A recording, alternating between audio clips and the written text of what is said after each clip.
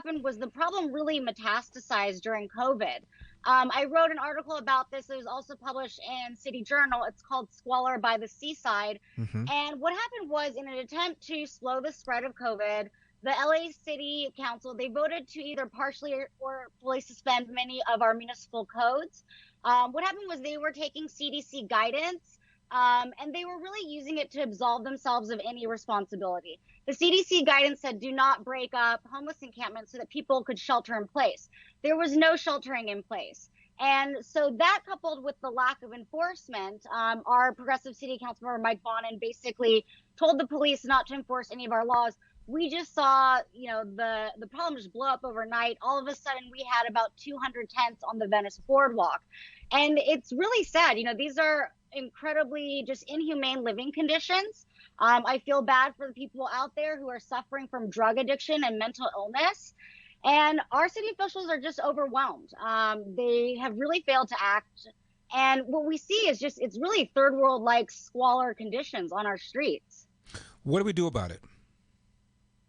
Well, we need better leadership. Luckily for us, there's elections coming up.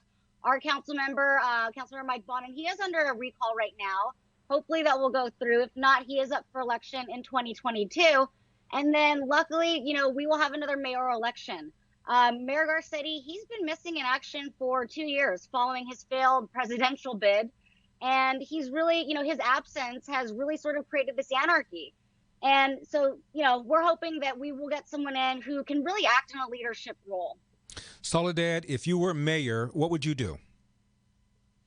Let's see. Well, I would enforce our laws. We have laws in place. They're just not being enforced. And it's just completely ridiculous. For instance, the problem with the RVs, I live around me, there's about 40 RVs. They are completely dangerous. They're catching fire. They're blowing up. We just had an RV catch fire outside our Whole Foods in Venice Beach. It burned out the next door building, the small business there. So it's all boarded up. We need to go back to normal, and that's enforcing the laws on our books.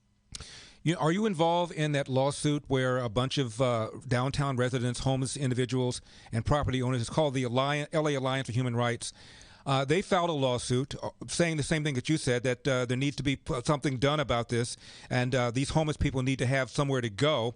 And in an order back in April, a federal district judge set a 180-day timetable for local government to do just that.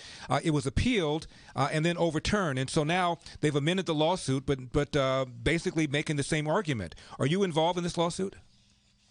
I'm not, and it's sad to see a point where the courts have to get involved. And that's really because our elected officials have abdicated their responsibility.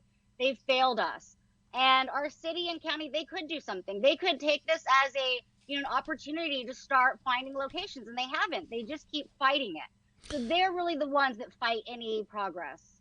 When I was running, I spoke with former HUD Secretary Ben Carson. He told me that before the end of the Trump administration, Soledad, they had found large areas of federal property that would not be subject to the rules and regulations that cause the price of homes to be so high. And they could build small, low-cost housing very inexpensively. They had money to treat people.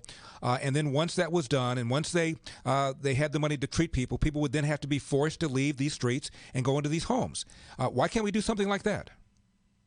Because homelessness is very profitable. Our council members are deciding to go the route of building permanent supportive housing at a cost of about $700,000 to $900,000 a unit, and this is for a 420 square foot unit. And the reason they do that is because the developers are making big bucks off that. Those developers then give them campaign contributions in exchange for the no bid contract. So it is this whole cycle of corruption and profiteering off of the homeless, and that's where you see a lot of these council members getting in trouble by the FBI. Well, Soledad, we're going to have to leave it there. I strongly suggest, Soledad, I'm not kidding, you run for mayor. Okay. I'll think about that. I don't know. Soledad, thank you very much for coming on. Okay. Thank you, Larry. Run for mayor.